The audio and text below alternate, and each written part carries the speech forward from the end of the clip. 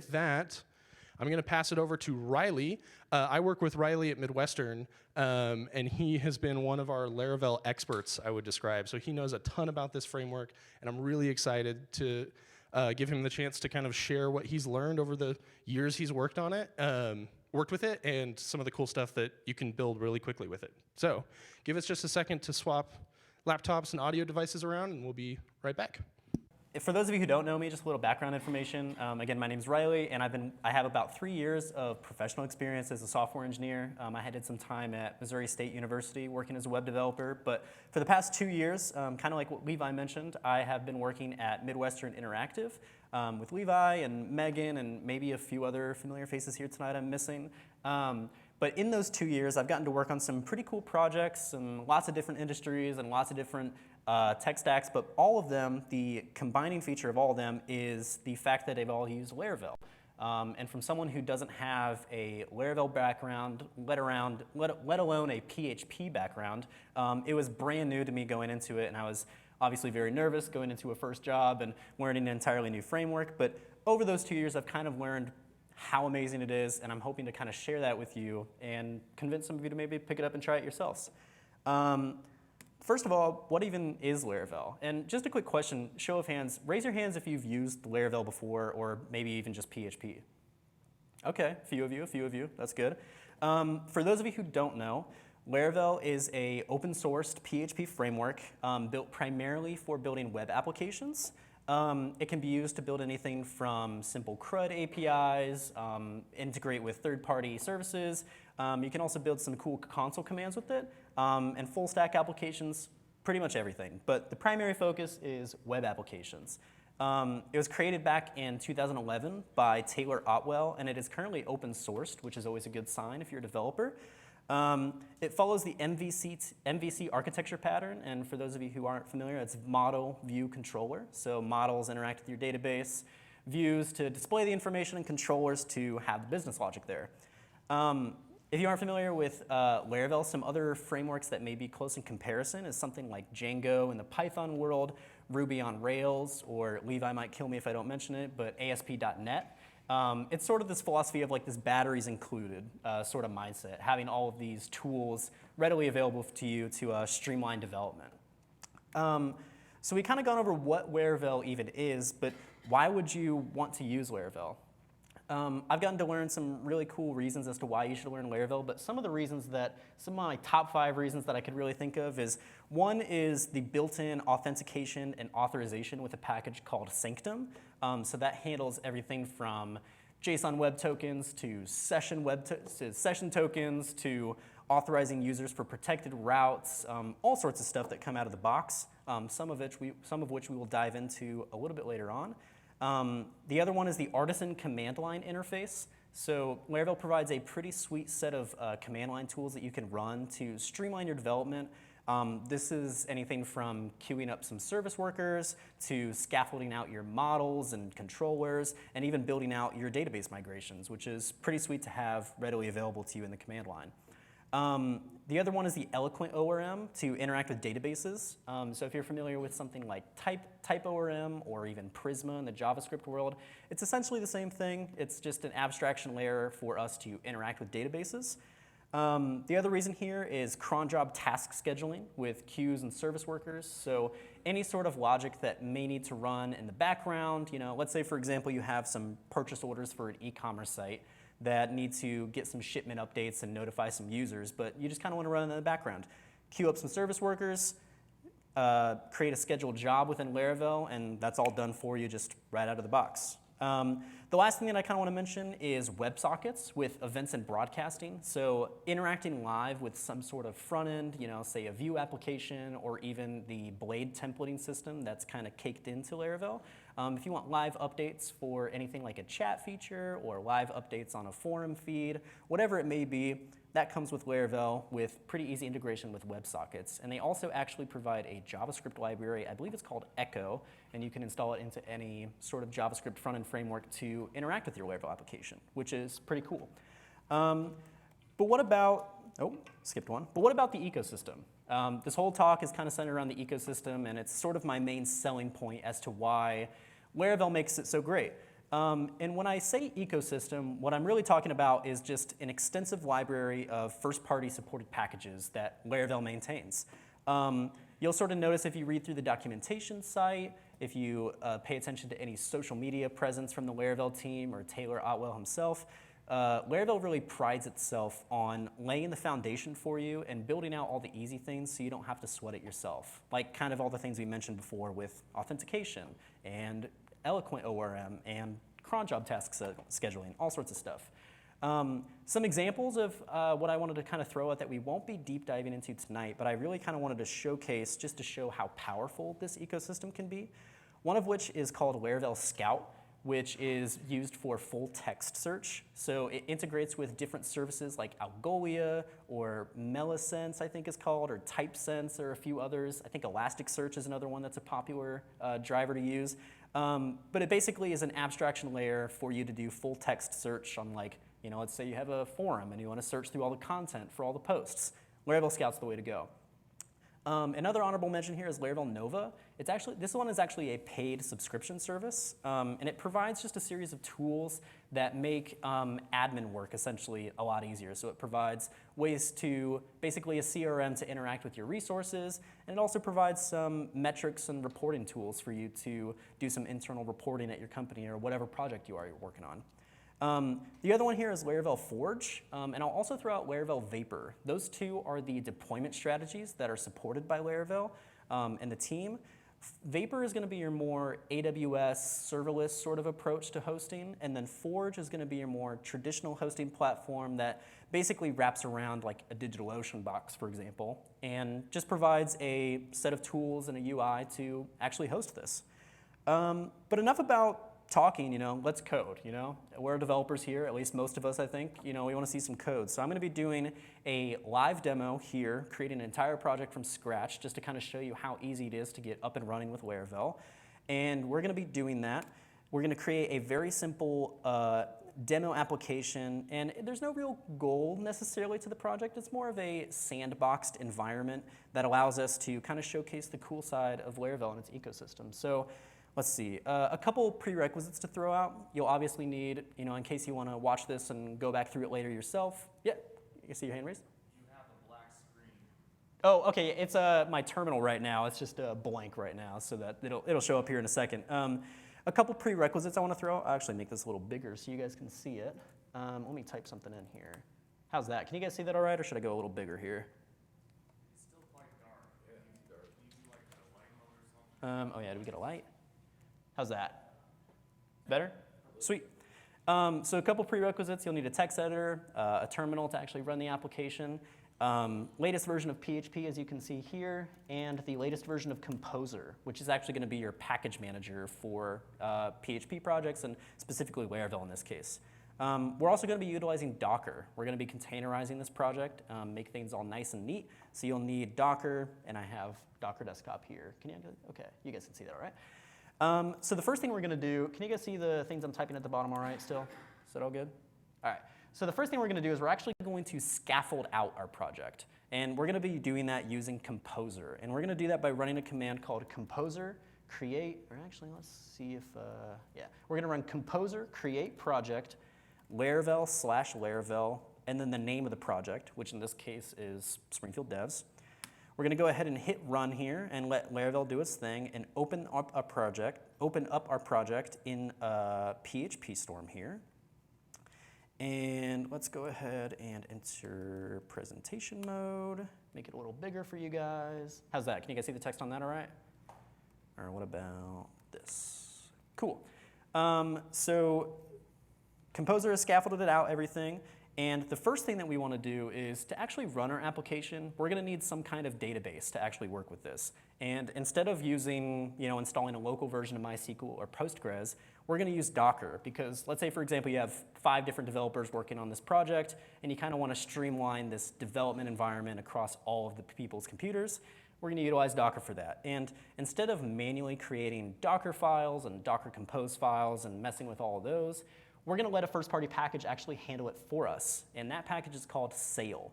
And we don't actually have to install it because out of the box with Laravel, it comes with us because I think the Laravel team kind of knows that Docker is the right choice to go, and smart developers always choose that, in my opinion at least. So the way we're actually going to initialize that into our project is by using the artisan CLI command line that I mentioned earlier.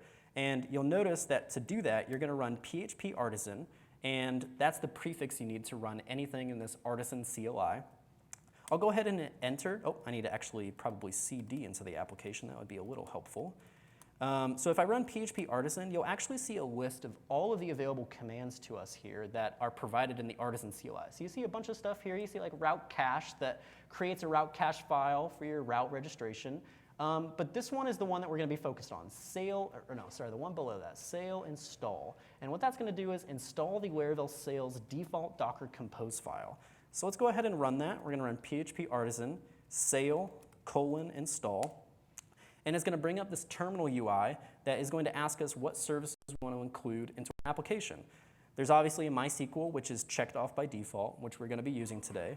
But there's a bunch of different services like Postgres or MariaDB or even Redis or Melisearch and TypeSense, like I mentioned earlier, and even MailPit for stuff like mailing services, which is pretty sweet that it gives us all these options to include in our application.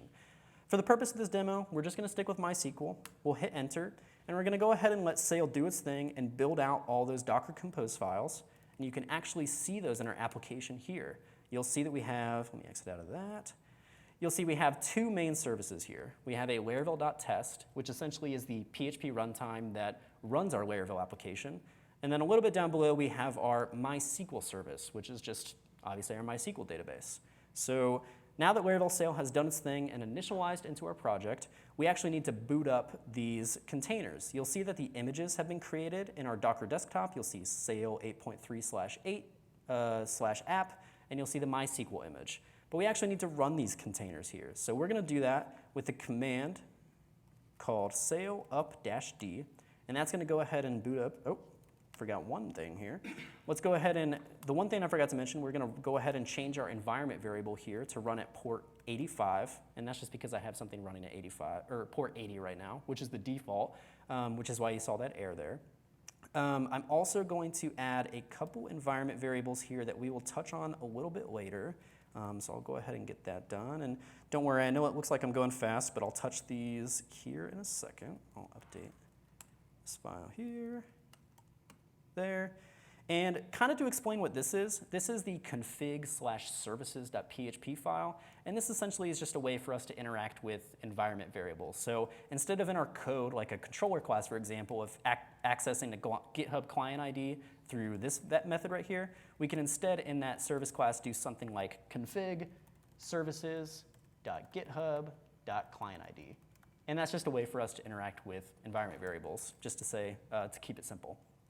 So let's go ahead and try to boot up our sail commands again, and you'll see that they have ran and started, and you'll see that they have booted up in our Docker desktop here as well. And let's go ahead and see what that provides to us out of the box here. Let's go ahead and move this over here. We'll go ahead and go to localhost 85. Oh, wrong one. And you'll see it provides us with this very, very simple application here. It's simply just a welcome screen that has some links to the documentation page, Laracasts, Laravel News, and the Vibrant ecosystem, which we're talking about tonight. But let's say we want a little more. Maybe we want a little more out of the box. We're going to utilize what's called a starter kit that's provided to us from Laravel. There's two options. There's one called Jetstream, and there's one called Breeze. And that's the one that we're going to be using today. And that's going to provide us just some basic boilerplate code for a simple project. So the way we're going to install that into our project here is by running composer require, and then we're going to do Laravel/Breeze, and then we're going to throw that dev flag at the end. And this just basically ensures that it's a dev package and doesn't get deployed to any live servers. We'll go ahead and do that and let Breeze do its thing. And we'll let Breeze install, and then we need to initialize it into our project. So very similarly to how we installed Sail into the application, we're going to run a very similar command. We're going to run php artisan, but this time we're going to do Breeze:install. It's going to bring up a very, very similar terminal user interface here that allows us to select a couple different options. The first one is the stack that we want to use. And we're not going to be going too deep into any of these stacks today, but for the purpose of this demo, we're going to be doing view with inertia. So we're going to go ahead and select that. It's going to ask us for any optional features here. We obviously pick dark mode. We're developers, and if you don't choose dark mode, that may be a different conversation we need to have. It's going to ask us for a testing framework, which in this case, I'll just select PHP unit. We're going to go ahead and let that initialize into our project. And now to actually see it live in action, we need to make sure that our database migrations have ran properly. So we need to actually, right now we have a Table Plus instance here, and I apologize, I tried to find a way to actually zoom in on Table Plus, but there's not a very good way to do so, unfortunately. Luckily, we won't be needing to see too much data here, but you'll see that there's no tables. We need to actually generate our MySQL database. So the way we're gonna do that is we're gonna run a command called sail artisan migrate fresh. And you'll notice I'm running sail artisan instead of PHP artisan. And the reason for that is if we're using Docker, we need to make sure that it's hitting our Docker environment instead of our local PHP environment. So instead of running PHP artisan migrate, we're just running sail. So that's just a little heads up if you notice that in the future. So we'll go ahead and run that. You'll notice it ran our migrations. And if we refresh our Table Plus here, you'll see those tables have been created over here. It gives us a few different options. It gives us a users table. It gives us and this just has a simple ID, name, email, and a couple other fields there. But it gives us a couple other tables that allow us to use some of the services that Laravel provides to us. But let's actually see the front end of what Laravel Breeze provides to us out of the box with the starter kit. You'll notice this is what we had before. It was just a very simple welcome screen, and it's a very subtle change, but if I refresh to get the most recent update, oh, of course. Oh, since we're using view with inertia, we need to actually run and compile our front-end assets. So we're gonna make sure we're using the latest version of Node. I'm gonna npm install those dependencies there. And then we're gonna run npm run dev, just to make sure that it's running in our development environment. And now if we refresh, there we go. It looks very similar, but you'll notice this login and this register button up here. If we actually click this, this is fully functional. This is out of the box. This is what Laravel Breeze gives to us. And we can actually register for an account. So let's go ahead and do that. I'm going to type in my name, Riley Grotenhuis. Type in my email. I'll just do rileygrotenhuis@gmail.com. And I'll do my password for everything, PASSWORD. And just to kind of show some of the validation that comes, let's just make sure the passwords don't match. We'll try and register. And you'll see it provides to us a clean message that the passwords don't match. So let's make a match here. We'll register for an account. And you'll notice it redirects us back to this very, very clean dashboard. And it actually provides us with a little bit more than just this dashboard. You'll see if we click on our name up here and go to this profile section, Breeze provides us with this pretty clean interface where we can update our name. So I'll go ahead and let's just add my middle name, just throw it out there. I'll update my email here and I'll hit save and bam, just like that, out of the box, saved new information with the whole profile section, just like that. And if we swing on over to Table Plus, it might be a little hard to see, but you'll notice that new record up there in our users table. So fully functional, Laravel Breeze, not even a single line of code written. We have a full authentication platform with registration and login. And you'll actually notice that if we go back to this dashboard, it's a protected route. And this is actually done through Laravel's Sanctum package. So if I open up an incognito tab, for an example, and try to go to localhost 85/dashboard, you'll see it's going to bring us to this login page. It's going to require us to be logged in. That's because it's a protected route. Now to kind of showcase that, we're going to open up our web.php class, and you'll see all of the routes that are defined within our project. You'll see our simple home page here, you'll see our dashboard here, and you'll see all of the profile endpoints here as well. And what you'll notice is that there's the route middleware wrapper almost around all of the routes here. And it has this middleware with this auth here. And this auth is basically a key that's provided to us that we're allowed to use within this middleware function. And basically use Sanctum's, let Sanctum do the work for us. So if I just remove this and just make it an empty string, you'll notice if I go back to the incognito tab and try to go back to the dashboard, oh, maybe. Well, okay. But that basically provides some authorization for us, which is basically all you need to know here. But let's say, for example, you don't want to roll your own auth. You don't want to be in charge of passwords. Or maybe it's just as simple as you don't want to have to bore the users with signing up with the email and password. Maybe you just want a simple OAuth integration with something like GitHub or Twitter or Google. That's very, very easy and very, very little code that we have to write within Laravel. We're going to actually utilize another package that's provided to us from Laravel, and this one's called Socialite. So we're going to go ahead and install that package with composer require Laravel/Socialite. We'll hit enter, let it install into our project. And for Laravel Socialite to actually work, we're going to need two new endpoints. We're going to need one endpoint to handle where the user can go to that will redirect them to the OAuth provider's login page. And we'll also need another endpoint to handle a successful login, and they'll redirect to this callback page, and we'll handle some authorization logic and do whatever logic we want to do with that given parsed user from whichever OAuth provider we want to use. So I kind of touched on this services.php class before with these GitHub client IDs.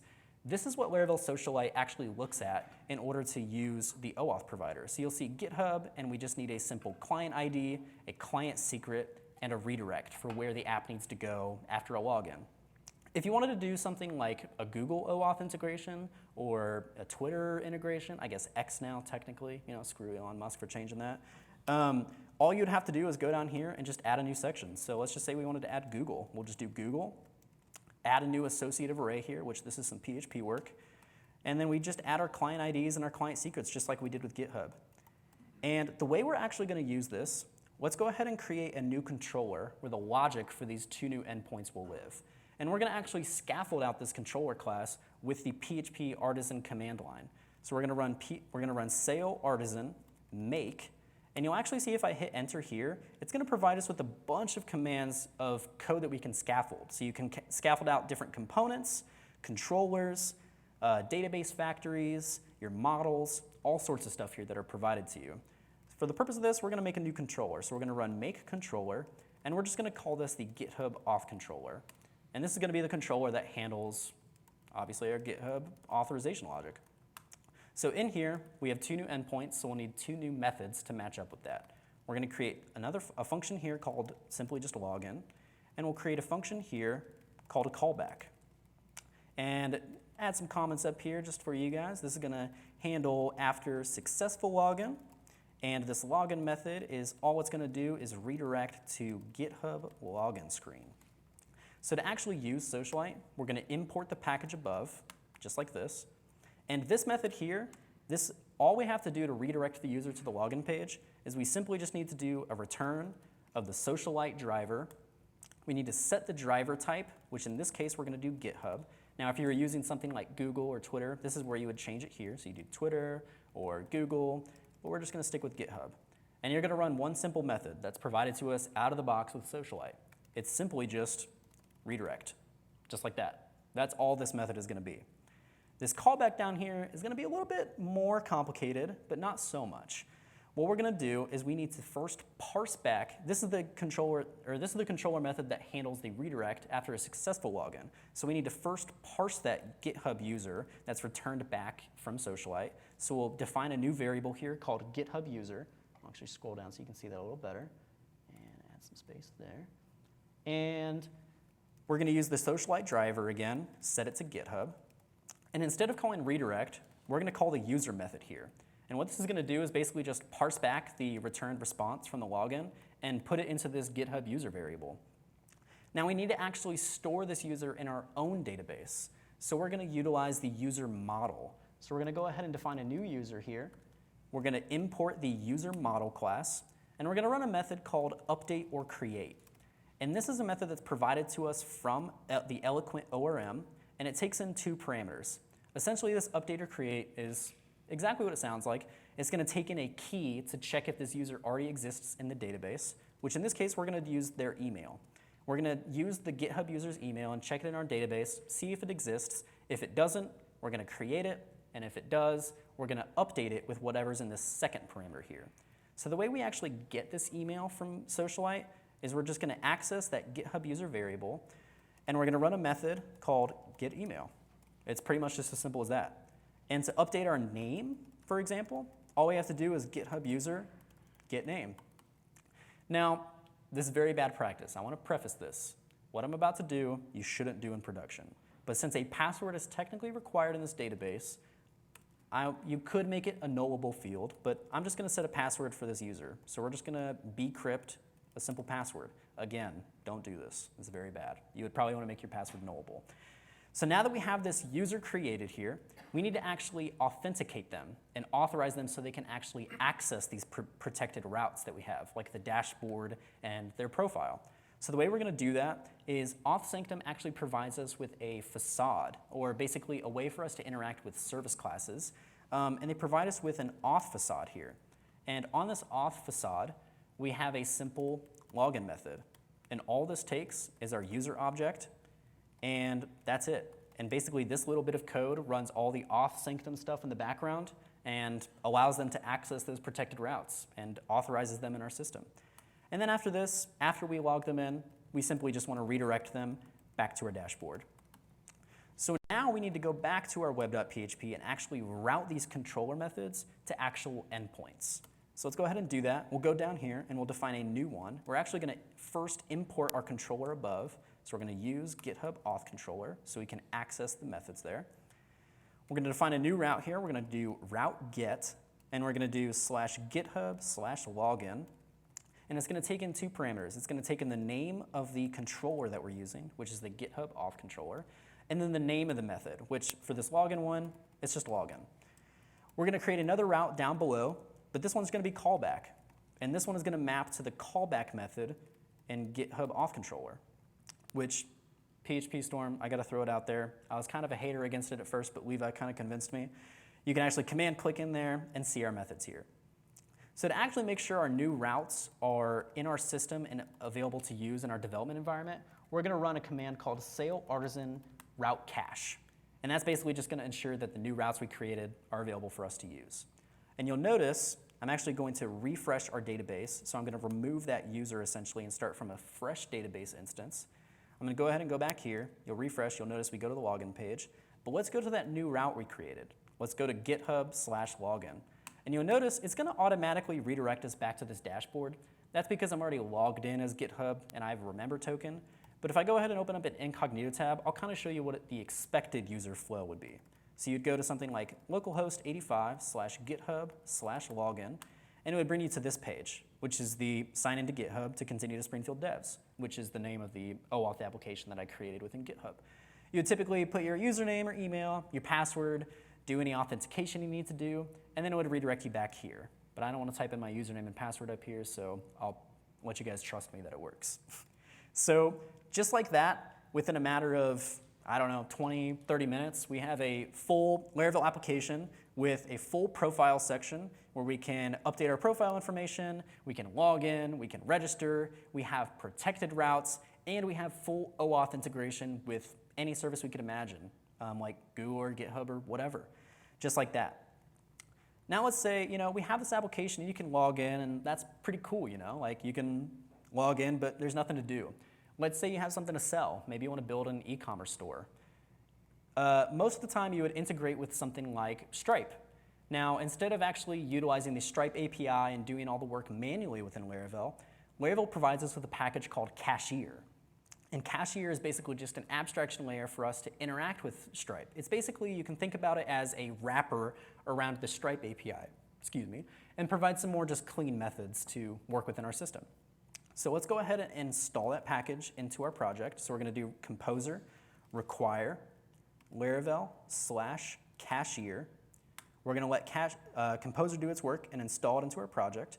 And we don't actually need to initialize it into our project, kind of similar to how we did with Sail and Breeze. We actually just need to update a few of our migrations. So in order for the users to actually match up with users that we've created within Stripe, we need to modify some migrations. And actually, Cashier does that for us. And the way we're going to create those migrations is just running sail_artisan vendor publish, and we're going to add this tag field here of Cashier migrations. And this is just what the tag looks for in Composer to know which vendor to actually publish. And the vendor, there is a vendor directory, by the way, that is very similar to you can think about it like the node modules directory, essentially. So we'll run this. And it modified some of our migrations, so we'll have to reset our database from scratch. I'll run sail_artisan migrate fresh to get a fresh instance. And you'll see if we go back to table plus, I'll open up the structure here, and you'll see a lot new columns added for us. We have our ID, our name, and our email and password like we had before, but we have this new important one here, the Stripe ID. And essentially, this is just the column of the customer ID to match it up to Stripe. That's the way that you can think about it. So we actually need to create our user and actually register them within Stripe. Now, how do we do this? Laravel provides to us a trait that we can actually add to our user model. So this right here is our user model that basically matches up to our users table.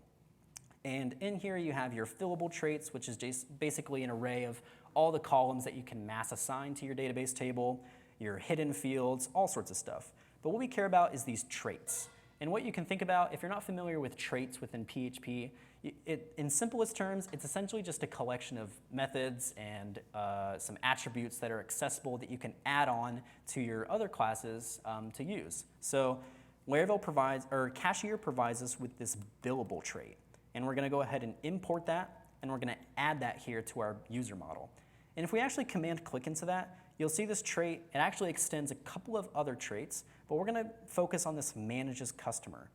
And in here, you'll see all of the functions that are going to be available to us, and these are all functions that all the public functions at least, are the ones that we can run on our user model. And the one important one here that I want to point out is create as Stripe customer. And essentially, it's exactly what it sounds like. It's going to take our user, we run this method, and it creates that user within Stripe, and then adds that customer ID to that Stripe ID field in our users table, what I showed you before.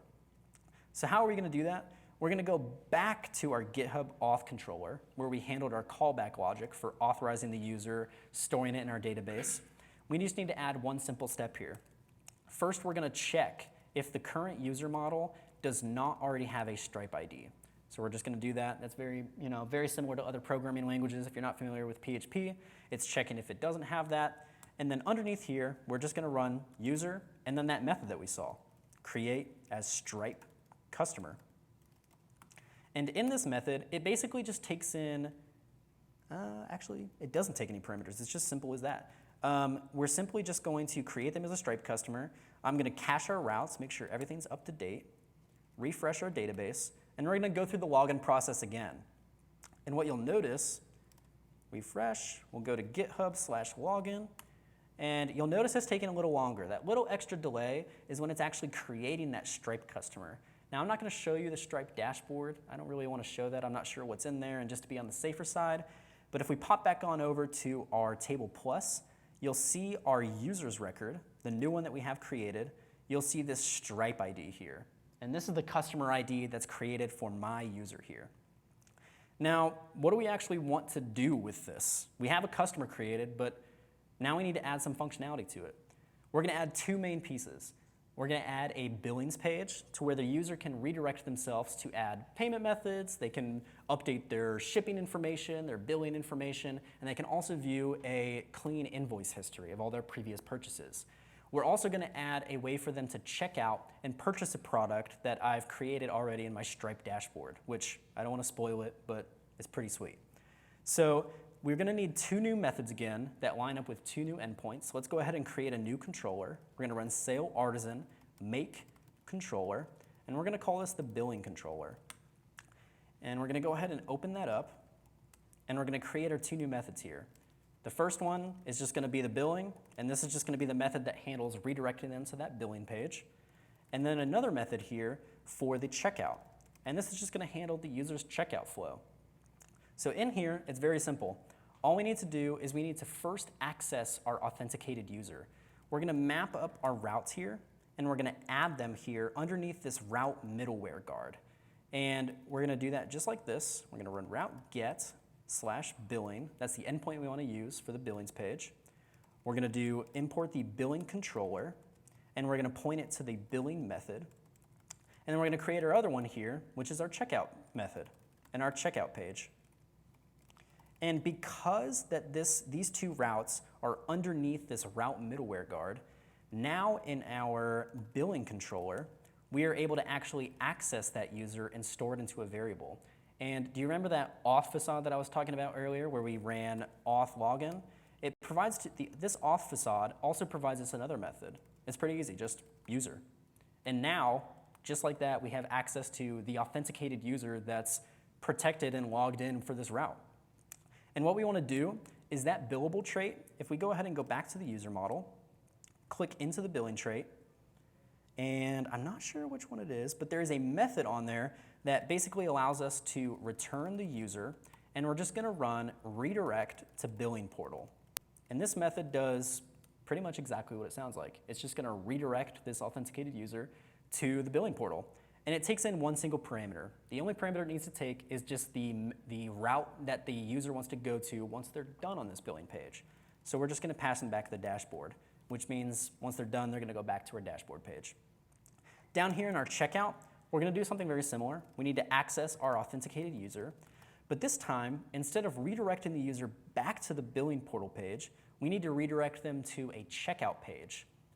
That billable trait I mentioned also provides to us another method. It's simply just checkout. And this takes in just a series of what are called items.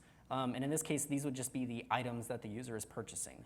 Now, normally you would probably dynamically fetch this by, depending on whatever the user selects or whatever the selected services are. This is probably not the way that you would do it, but I have defined in the services.php class simply the price ID and an environment variable for that product.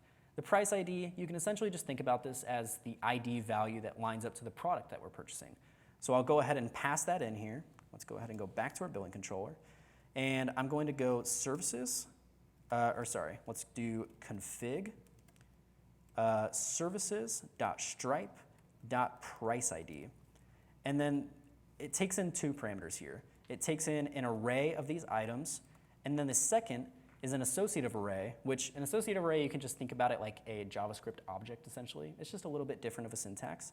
It's going to take in a success URL, and it's going to take in a cancel URL. And what these are basically where what we're telling Laravel Cashier to do to redirect us after a user has either successfully made a purchase or after they've canceled a purchase and they no longer want to purchase it.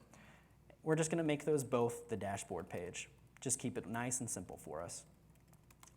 So now that we've returned that, pretty much all in about 31 lines, if we go ahead and go back to our web.php, make sure it's lined up, we'll cache our routes again, make sure that they're available to us.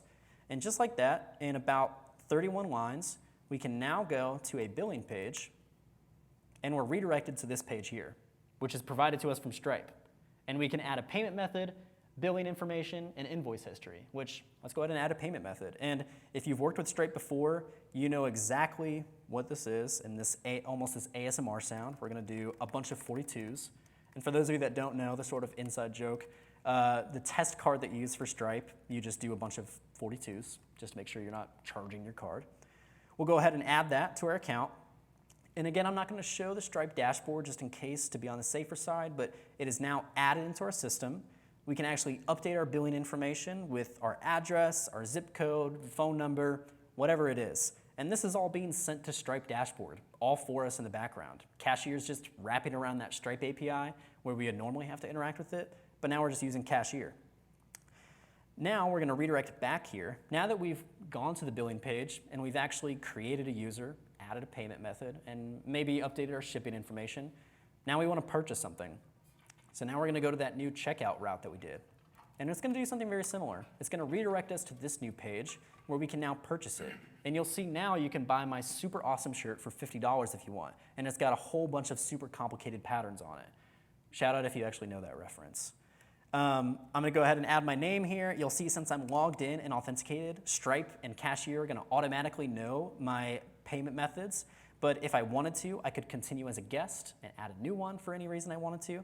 Let's go ahead and add that information, hit pay, let it process. We've got the green check, and now that a successful payment has gone through, I've successfully purchased a shirt, it's gone into Stripe, and now in the Stripe dashboard, I could create either an interface to manage shipping or handle all that information after that. So now, pretty much just like that, we have a full application with OAuth integration. We have containerized the project with Docker. We have an OAuth integration with GitHub, and we've barely written almost no lines of code, which is pretty sweet to give to us out of the box. So taking that into account, that you can do so much with so little code, I mean, I've gotten to work with Laravel for the past 2 years. The amount of power that you have in the framework itself is just pretty incredible. So that's pretty much it for this demo for the most part. I kind of wanted to shout out the Laravel documentation site here. You'll notice here, it's probably the favorite documentation site that I've ever visited and ever read. It's obviously better than any Google documentation that you've read if you've experienced those. And you'll see this whole ecosystem tab here. And if you click on this, you'll see all of the packages that are available within the Laravel ecosystem. You'll see a couple here, like we talked about, like Breeze and Cashier, but a couple that we didn't, like Jetstream or Horizon, which is used for monitoring Redis-driven Laravel queries. You have Pulse, which is essentially like analytics and reporting insights to your application, and a whole slew of other stuff. So the amount of power that this Laravel ecosystem gives you is pretty incredible, and I hope that some of you will give it a try yourself at some point or another. That kind of wraps it up for me. I don't really have a good way to end this other than thank you. Yeah. Thank you. Yep. And yeah, I got time for any questions if you guys had them. Feel free to raise your hand. Yeah, you in the back. One sec, I'll bring the mic to you. Yeah.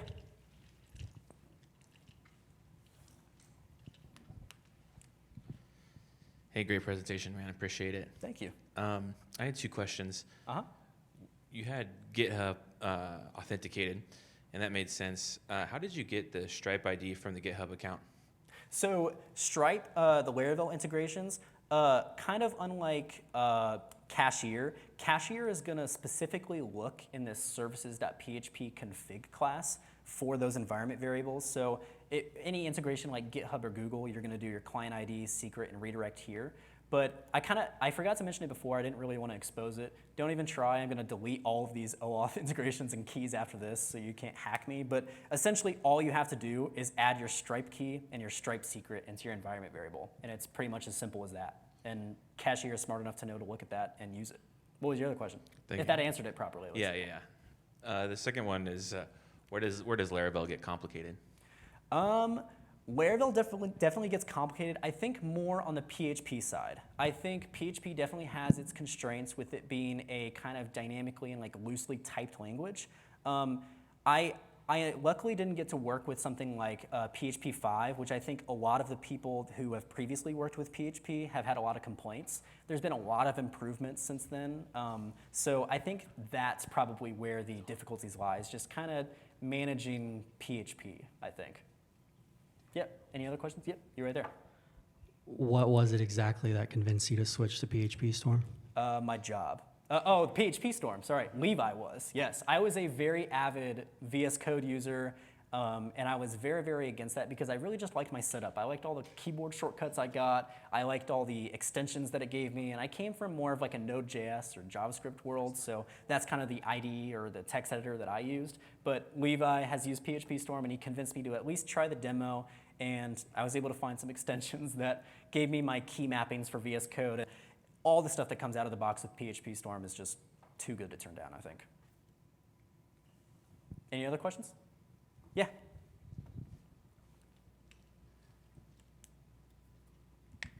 Have you looked at any of the Laravel 11 stuff coming out next week? Yes, I have. Your thoughts on it? Yeah, so I've actually looked a little bit into Laravel 11. I forgot to mention that earlier in the talk back in a previous slide up in what is Laravel. Laravel's currently on Laravel, the version is on currently 10, and it's pretty great, but they're actually releasing Laravel 11 on March 12th. I think they officially just announced the release date. There's a bunch of changes coming to it. I think the biggest change that's coming to it is just the streamlined directory within the project. So I'll actually have to exit presentation mode so you can see it. Let's see if there's a way for me to increase the size. Can you guys see that sidebar all right, at least for the time being? So over here, this is kind of like what the project directory looks like. You'll see the main one that you're going to be focusing on is this app directory, and it provides you with a bunch of things here like your console, where you can define some console commands, and your controller directory. And basically, I think Laravel 11, the biggest thing is, one, these config files are actually going to become optional. You can opt in to this configuration setup here. So you can, I'm not sure what the alternative is. I'm kind of liking the services with this configuration setup here, so I'm not sure if they're sort of going down that route. but a lot of the changes are going to be more streamlined development and make it more slim. I think they mentioned it was like 65 or something files that they've removed from the base application. So that's a lot of code cleanup and a lot less code that's cluttering things up. So overall, I think it's going to be a good change. I'm excited to see what it's going to bring next here in 6 days or something like that. So it'll be exciting to see. I'm excited for it. Did that answer your question? All right. Sweet. Any other questions? Anybody? Bueller? All right. Sweet. Okay. All Thank you right. guys so One more much. round of applause for Riley, please. Thank you, guys.